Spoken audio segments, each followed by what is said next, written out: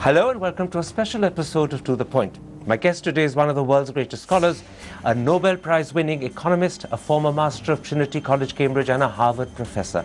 Today I shall talk to Professor Amartya Sen about a range of subjects: Brexit, Raghuram Rajan, and recent developments in India. Professor Sen, let's start with Brexit. As a Nobel Prize-winning economist and as a former master of Trinity College, Cambridge, how do you view Britain's decision to leave the European Union? Well, it's a written decision in the sense that there was a poll and there was a margin of 52 to 48 in favor of leaving. It's not a written decision yet. The only body authorized to take a decision on behalf of Britain is the Parliament. So you think this may not go through in the end? Well, the Tories are in a bind, because in order to deal with an internal crisis, Cameron unleashed a national crisis by promising them a vote and promising that the government will go wide. And so the Tory government is somehow committed to it. Now, Parliament, of course, is not just the Tory government. At the moment, the Labour Party is in such disarray that it looks as if there is only one organised party there named the Tory. But you're making a very important point. Although the Tory government is committed to it, and so the Tory party too, the majority in Parliament is not. And therefore you possibly are suggesting that this may not be a done deal as yet. Well, if there was an active Labour Party, they should have really agitated for that. And say the leadership part, they could have won a general election if one were called at this time. But the Labour Party is in complete disarray. So we have to see what's happening within the Tory flank.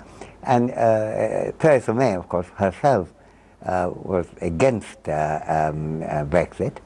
But she's now made it very clear that Brexit is Brexit. Yeah, but she feels that the commitment that was made by Cameron has to be continued by the successor Tory government, which is led by her. But you're now suggesting in your answer that there is room for some sort of wriggling out. Well, there has to be. There are all kinds of rooms. First of all, Scotland didn't vote that way.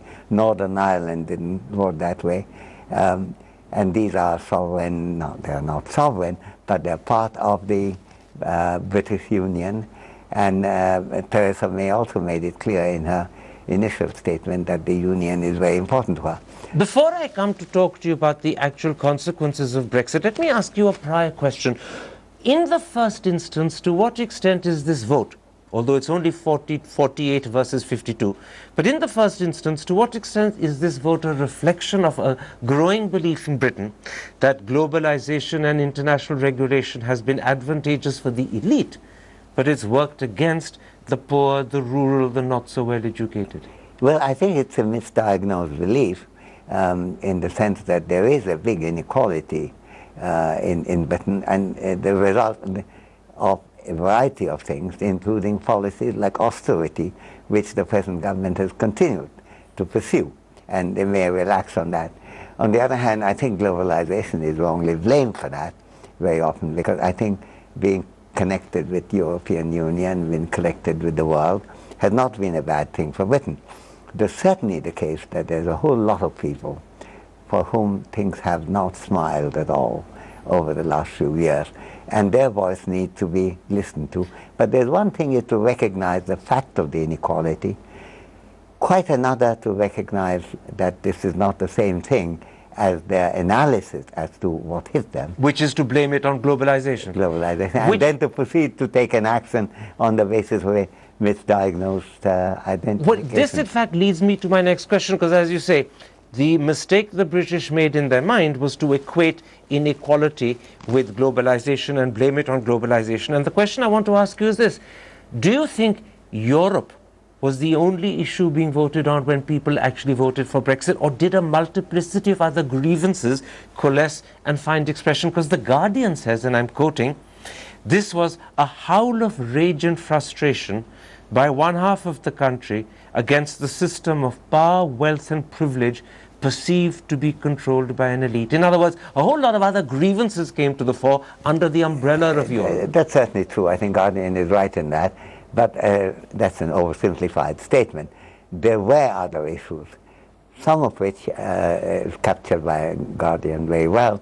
namely a sense that the elite has done very well, but what has happened to us, there's a lot of unemployment. The British economy have not adjusted in a way that the world economy has been adjusting. And that's certainly there. There's also a grievance about immigration, not only from Europe, but from elsewhere. You see, one of the things is more than 1,000 barristers have protested about the lies that went with the Brexit campaign. Along with the lies, of course, came also flagging certain issues, including immigration in a rather racist basis. And that ended up coloring the way people voted. That's right, because all these poster showing Syrian refugees crossing into a marginal part of Central and Eastern Europe, being made to look as if hordes of non-white people entering Britain, was not a fair way of portraying what the issues were. You're almost suggesting that the way the Brexiters fought their campaign misled, maybe even partly deceived the British into perceiving a greater threat where it didn't exist, and thus they ended up voting the way they did. Well, that's the point that the barristers are making, and therefore it has to be in a legal. You see, Britain doesn't quite have the Supreme Court in a way that India or the United States has. But on the other hand, there is a legal process through which it could be declared that that particular misleading statement, and there's a number of other misleading statements as to how much money Britain pays to Europe and how much that would help National Health Service. This is very interesting. Now you're suggesting not only are there political question marks about whether Brexit is a done deal, but there could be legal question marks if someone were to raise them. Yeah, indeed. And undoubtedly it will be because of the fact that politically it cannot be so easily engaged given the disarray of the Labour Party. And the second option then becomes a legal issue, and that will undoubtedly come up as Parliament debates the subject. Now these are of course issues that we don't have the answer to at the moment. Time alone will tell whether political obstacles or legal obstacles or hurdles to Brexit delay Brexit or prevent Brexit. But in the meantime, as of today, Brexit is likely to happen. So I want to come now and ask you... I'm not sure it's likely to happen. It could happen. It could happen. I accept that. It could happen. Yeah. Let me then, in the belief it could happen, talk to you about the consequences of Brexit for Britain. And first, let's begin economically. If Britain loses access to the single market, given that Britain's exports to Europe are a much bigger share of Britain's GDP than Europe's exports to Britain are a share of Europe's GDP, will Britain be the big loser? It would be a very big loser. Indeed, they will have to do bilaterally a whole lot of deals with a number of countries. I don't think it will be easy to do that for logistic reasons as well as for political reasons. And the idea that somehow Britain could be outside EU and still have the benefit of a single market, but not what it regards to be the disbenefit or the cost of people moving from Europe freely into Britain, I think that is a pipe dream. I don't think that's going to happen. And so I think there's going to be surely an economic cost to pay. Now, what about in terms of investment? Countries like India, China, Japan, just to name those three, see Britain as a gateway to Europe, and that's why they've chosen to invest hugely in Britain. But if Britain now separates from Europe, what happens to that investment? Yeah, that's not the only reason why they invested in Britain, but that's certainly one of the reasons, and it would be certainly a discouragement for people to locate themselves in Britain, hoping to have access to the European market, which no longer will be guaranteed. And so we're talking of one, adverse trade consequences, and those could be enormous if Britain loses access to the single market. And then we're talking about investment, which could diminish. Some investment may even pull out. Indeed. But, you know, in my judgment, the biggest cost that Britain pays is not the economic one, though it's heavy. I think the biggest cost is losing a sense of European identity, which is very strong. You know, if we think about the Industrial Revolution, began in Britain in some ways, in Manchester and Lancashire. On the other hand, it was drawing on European Enlightenment. On that particular point, Professor Sen, hasn't Britain, being an island off the coast of Europe, always seen itself as different from Europe? They've never been European in the sense of France and Germany. They've been separate from. They have, but you know, one only had to read Shakespeare to recognize the Two Gentlemen of Verona has a certain amount of influence in globe theatre. You know, why is it that these people went to Europe and wrote about stories in Italy? Why is it the greatest economist, possibly in the history of the world, namely Adam Smith, who happened to be in Britain and Scotland, actually was so strongly influenced Quite right. by the European Enlightenment idea. And in Victorian times, in fact, Italy was the chosen holiday destination for rich Brits. They would go there for their summer vacation. But let me come back for a moment. Still is, by the way. I mean, I think Tuscany had probably more Brits than Tuscanians at this season. That's very true. But let me come back one more time to the economic consequences of Brexit. I want to raise with you what will happen to the City of London, because the City of London is Britain's single biggest foreign exchange earner. Yeah. Now, if banks based in Britain lose the right or permission to operate in Europe, as the governor of the Bank of France has threatened, and if as a result the huge Eurobond market, which at the moment is effectively headquartered in London, shifts to cities like Paris and Frankfurt, what happens to the City of London? Could it start losing its dominance? Yes, indeed, it could. And that's one of the reasons why I think the opposition to Brexit would be coming not only from those, you know, kind of people like me, like professional economists, but it will come also from an established economic relationship which has served Britain very well. Now, London itself, of course, voted against Brexit, and London is a very liberated metropolitan town. I spent 20 years living there, and I have to say that it is a very metropolitan town. The fact that it could elect the son of a Pakistani bus driver as its mayor is to But at the end of the day, London is just a small part of Britain, and Britain as a whole voted against it. It isn't, actually. It's a large part of the world as well. And so you're saying that another influence that could prevent Brexit actually happening is the strength of resistance from London, particularly when London remembers what the consequence for the City of London will be, which is the financial heart. Yeah, indeed so. And Londoners, beginning with the mayor himself, Sadiq, who is a very articulate guy, will fight against this.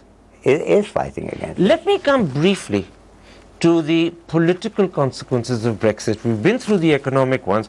Are you worried that Scotland will go in for a second independence referendum and break away? Or will the fall in the price of oil, as well as Europe's recognition that anything that encourages Scotland could end up encouraging the Catalans and the Basques, keep Britain intact? Well, I'm not worried, because I think that's what the Scots ought to do.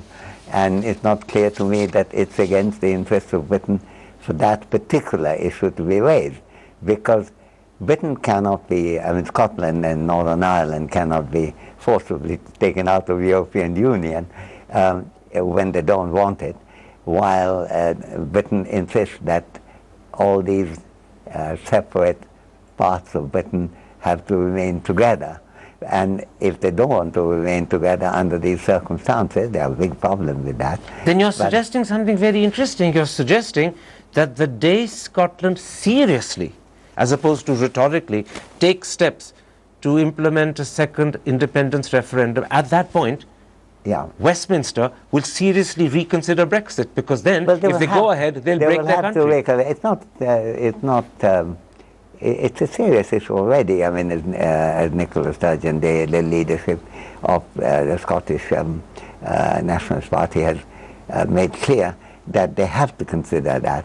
There are a lot of difficulties what happened to the relation with Bank of England and in London also.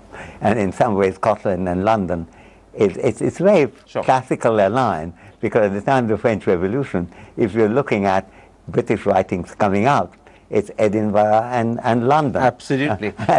So in these circumstances that prevail today, and particularly with the huge threat of Brexit, how do you view Theresa May? How do? How do you view Theresa May, the new Prime Minister? I think she had a heart problem. I'm not a Tory, and as you might possibly guess, and I've been a Labour supporter to the extent I'm involved in British politics. But I thought she gave a terrific speech. She played up social justice issues, which people haven't done from her party for a long, long time. She's therefore projecting a new conservatism to Cameron's. She is, and she is also capturing the fact that the Labour Party is leaderless now. And right now, the big issue that Jeremy Corbyn had played up was as austerity. And while she said nothing against austerity, because that has to be the Chancellor of Exchequer, but she did say that it has to be something that benefits everyone. And she also said such things that if you're black, I know that you don't get the same legal system as the whites do. But do you believe she has the necessary skills to handle the incredibly difficult challenge of either negotiating a decent exit from Europe or ensuring that things fall into place in such a way that Brexit doesn't happen? Has she got the skills for that? I just don't know, because it's very difficult. She has not been so prominent. She has been very much a quieter... She's untested and untried. Well, that's one way of putting it, but there's only way of trying and testing is to try and test. What about Boris Johnson? How do you view him? Well, he writes beautifully, and I always enjoyed reading it. I think, listen, here's a scenario which is probably mistaken, but here's a smart scenario. If you are if you're the Prime Minister of Britain, and if you actually don't want to get out of Europe, on the other hand, you're committed, as the party is committed, and very, very strongly, by the previous Prime Minister, to do whatever the referendum result was, no matter how narrow and how misleadingly, how the informational content was so bad. What would you do? You have to find someone who is very committed to going out of the European Union, and who throws up his arms after trying to negotiate. How very clever. In other words, you deliberately choose Boris Johnson because he's committed to getting out. He fails to do it, throws up his arms, and you, Theresa May, aren't to blame. Johnson takes the blame. But he's even smarter than that, because David Davis is put in charge of the Brexit negotiation. He is the Foreign Secretary, and Foreign Secretary is a very, very big position. Yeah, you see. So she's actually putting them in a position to fail.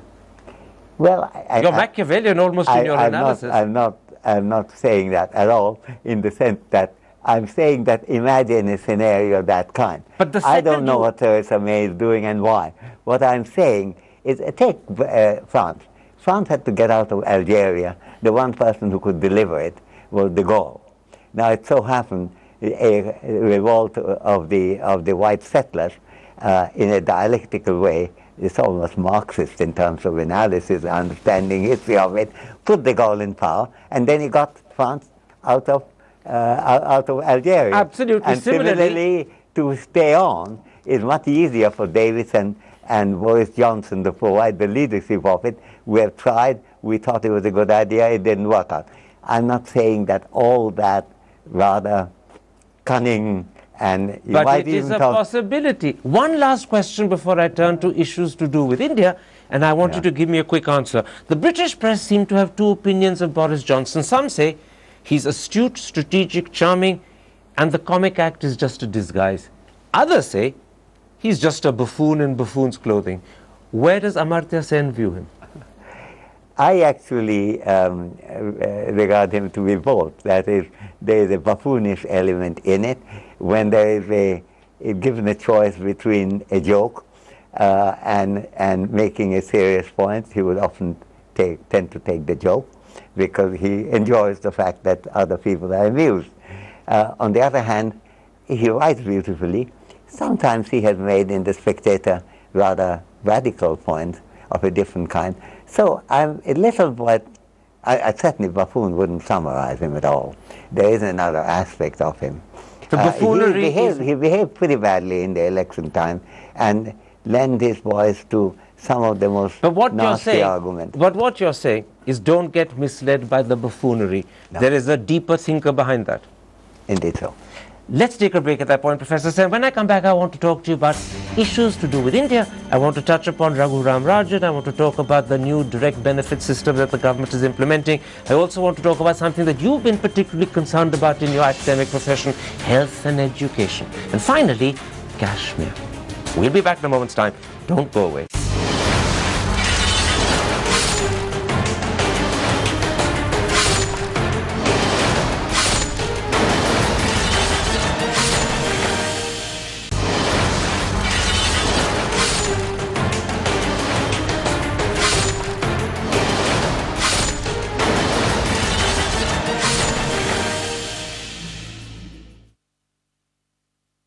Welcome back to a special To The Point. My guest is one of the world's great scholars, Amartya Sen. Professor Sen, let's come to Raghuram Rajan. He's announced that he will not be accepting a second term as governor of the RBI. Many people believe this is a result of the fact that he was viciously attacked by Subramaniam Swamy and not really adequately defended by the government. Do you buy that interpretation that he's been mistreated? Well, I don't know enough about the inner workings of Raghu's mind to know that, whether he felt he was mistreated. I think there are three things we should know about Raghu clearly. One is that he's a superb economist. Second is that he was doing India a lot of good, both within the nation as well as internationally.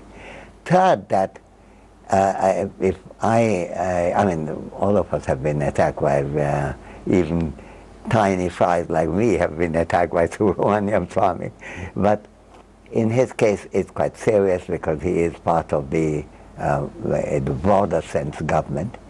And I think what I do follow in the Indian press, I think he could have had a sense that the powers that be, bigger powers than Subramaniam Swamy, did not sufficiently detach themselves from that rather nasty criticism. Now, he's chosen to leave or chosen to not accept a second term, depending upon how you interpret it, at a time when Brexit has happened, at a time when many believe that either in October or December the US Fed will raise interest rates with an adverse effect on the inflow of funds to India, at a time when the world is concerned about what's happening in Kashmir, which could also affect investors.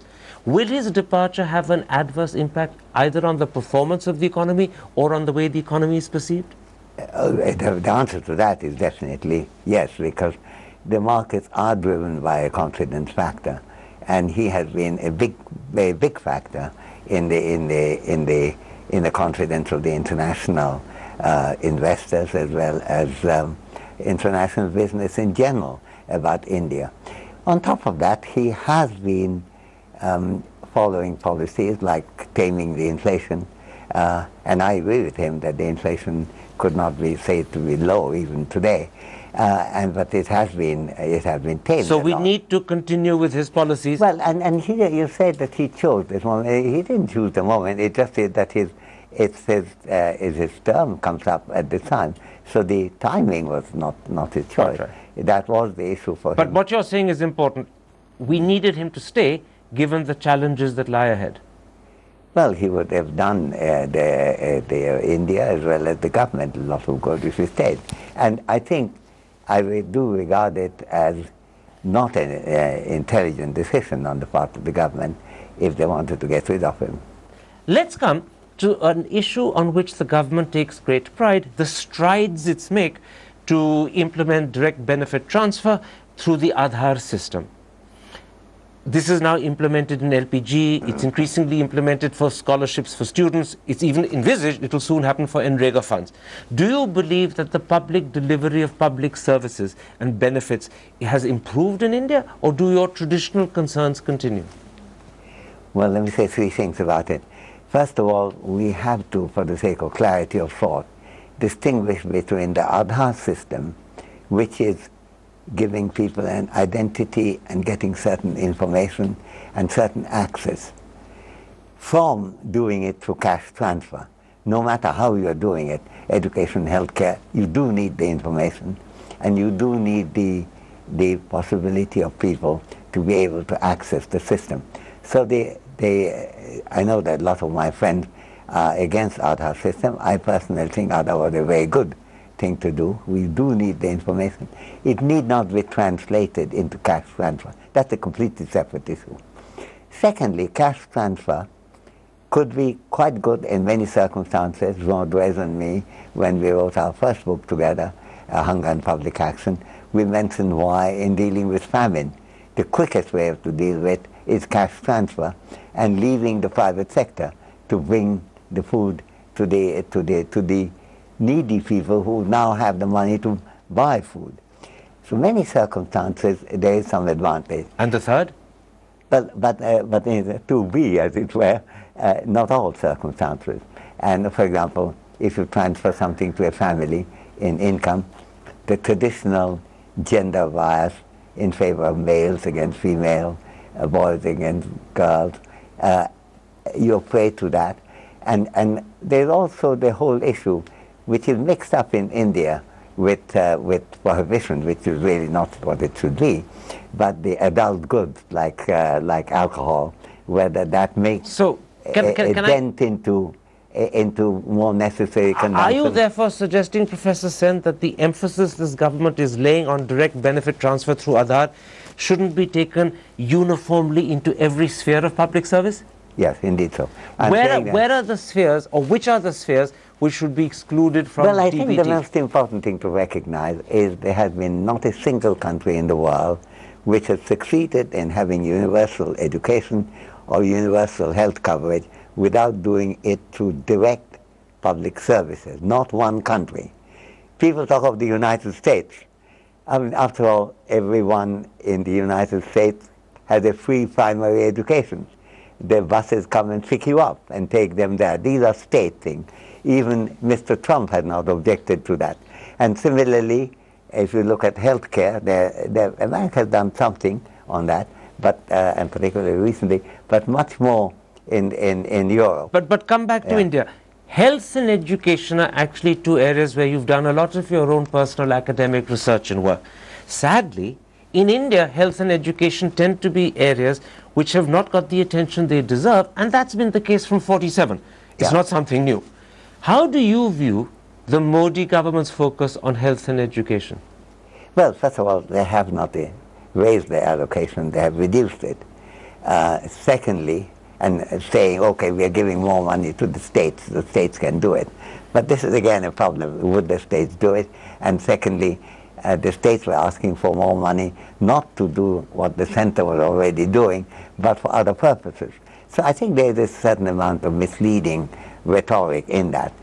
On top of that, the fact is that you can build up public services in delivery of education and healthcare with two things. You need the funding. I mean, China spent 3% of their GDP on healthcare. We spend about 1%. Now, no surprise that the Chinese get much better healthcare and much greater benefit from their high growth rate than India does. India has a high growth rate and people go on debating about that. But the real issue is whether or not the growth rate is high, what are the poor getting out of that? Now, we discussed Brexit earlier, and there the poor at least have the benefit of having a national service. So the debate often is, why don't you fund the national service more? So we don't have anything like that. But to come back to India, therefore, you're saying the three areas of advice you would give the government: A, better, greater funding for health and education; B, it's got to be free and it's got to be delivered not by DBT but primarily made available; and C, there must be a political push to ensure that it's at the top of the agenda for politicians. Indeed, and also the fact is that in addition to money, you need an organization which can come only if you regard the state's role on health and education to be a central one. Now we have a new HRD minister, which is Education Minister. He's been in office just for about 12 days. We have only his comments to go by. He hasn't had time to perform. But he said one or two striking things, and I want to put one of them to you. This is what he said about education. He says, India lacks innovation in education. His exact words were, innovation is a process of rebellion essentially. Unless you rebel, unless you challenge the status quo, how can you innovate anything? I don't think I've ever heard an education minister in India, no matter what party he comes from, encouraging people to rebel. What do you make of this statement by Mr. Javadekar? I don't know him enough to be able to give you an analysis of what he meant when he said that. But it's the welcome sort of thing for him to say. We certainly need innovation, but I think we ought to make clear that the innovation we are asking for in education and healthcare happened in the United States in the 19th century, and in Europe in the 19th century as well. So don't reinvent the wheel, copy what they did and implement it better. And Japan and the South Korea. I was interested to see that the former Prime Minister of South Korea, Chung, when he was here, the only thing that the newspaper reported was the subject of public services and healthcare and education. And these are the things that made a big difference to South Korea. So you're giving another message to the government. You're saying, of course we need innovation, yeah, but don't reinvent the wheel. Others have innovated. Look at what they've done. Yeah, exactly. Emulate them, perhaps improve on it, but don't attempt to do it afresh because there's no need to. Yes, indeed. Learn from experience, and others learn from our experience too. But we have every reason to learn from the experience from Japan to Korea to Hong Kong and Singapore to the United States and the whole of Europe. My last question on this before I come to Kashmir. Would you say to Mr. Modi that you will not get meaningful growth, you will not change India meaningfully for the poor, for the Aam Aadmi, unless your primary focus is health and education? It's only an educated country and a healthy country that can actually grow and achieve and fulfill its potential. I would say that, but I would say also this, that we need education and healthcare, not only for high growth rate, but also that's what human life consists in. We want to lead an educated life, everyone does, and I think no one so than a person with whom I was lucky to be associated at a very early age, namely Rabindranath Tagore. And so therefore you're saying to him, if you really want to bring Achhe Din, good days, Achhe Din is a healthy life and an educated life, also economic prosperity. Health and education themselves are valuable, and they also happen to enhance your ability to earn an income. That's very clear. Let's now, in the last 5 minutes left to us, come to something that's happening as we talk. It's disturbing, it's attracting enormous attention in India, and now enormous attention abroad, developments in Kashmir. Do you believe the time has come for India, and I don't just mean the government, I mean all of us Indian people, to accept that we have mishandled Kashmir for 7 decades. We've looked at Kashmir as a law and order problem, failing to recognize that actually there is deep alienation, and then because we haven't recognized that alienation, we've done nothing to respond to it. Yes, I think there are 2 things there. I agree with that broadly, but I would add 2 things to it. One is that the relationship between Kashmiris and Indians have varied. Kashmiris are Indian. I know that given the present political climate, I will be probably booked for sedition for having said Kashmiris and Indian. Well, the Kashmiris say it, so do carry on. Carry on. I don't deny that they are meant to be Indian. And but do carry on. What's the point you're making? The point I'm making is that their attitude, the Kashmiris' attitude to rest of India has varied a lot. And it's not the case that there's all of it was an equally black story. Basically, it is the case that we have mishandled it for a number of decades, and right now we're mishandling it very badly indeed. The second thing is that while it's not a law and order problem, it's the people of Kashmir we are looking at, not the land, not the law and order. It's also quite important to do the law and order right. And the kind of horrific, violent treatment of protest also are such things as stopping newspapers. I'm pleased to see Editors Guild has complained about that. I mean, all these is penalizing Kashmir in a way that gives them absolutely no reason to feel more close to India. Can I ask you this? You've come to India from England. You were in Cambridge for the last few weeks. How do you believe what's happening in Kashmir today Not just the hundreds of thousands protesting, but the firing, as well as the banning of newspapers, the shutting down of internet and mobile phones. How is all of that going to reflect on the way the West sees India's democracy? Oh, it's the biggest blot on Indian democracy. There's no question about that. Well, there are a number of claimants to that position, to being a blot, but it's certainly one of the biggest blots. It is actually the case that it does figure a lot in foreign discussions.